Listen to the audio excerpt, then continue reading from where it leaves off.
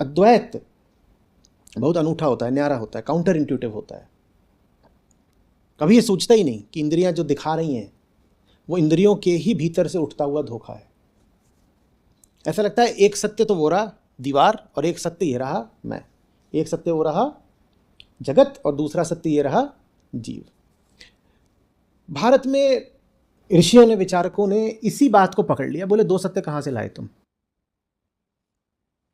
संत कबीर कहते हैं, भाई रे दुई जगदीश कहाँ से आया?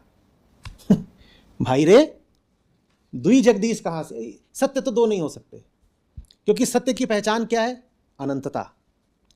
अनंतता माने कोई सीमा नहीं होगी।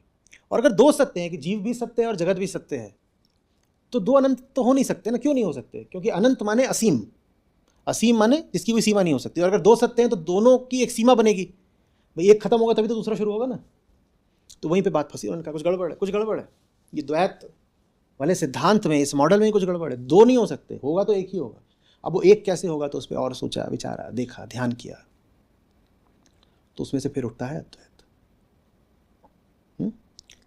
द्वैत रहेगा तो कामना कर्तव्य रखना ही रखना पड़ेगा, बच नहीं सकते। और किसने कहा है कि द्वैत रखो? किसने कहा है कि वही जो छोटा सा बच्चा पैदा हुआ था वही बने रह जाओ जीवन भर?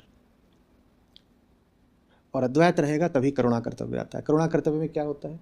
करुणा कर्तव्य कहता है देखो जगत से तो मुझे कुछ मिल नहीं सकता। श्री कृष्ण यहाँ जो कह रहे हैं वो अद्वैत की उच्चतम अभिव्यक्ति है। दुनिया से पार्थ मुझे कुछ मिल ही नहीं सकता। क्यों? क्योंकि दुनिया मुझसे अभिन्न है।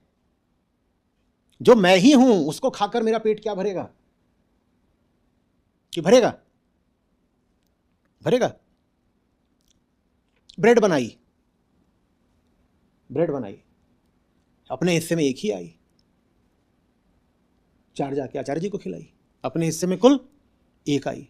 अब जब एक आई तो भूख ने ली अंगड़ाई, कह रहे एक और चाहिए, एक और चाहिए। तो फिर बड़ी जुगत लगाई। क्या जुगत लगाई?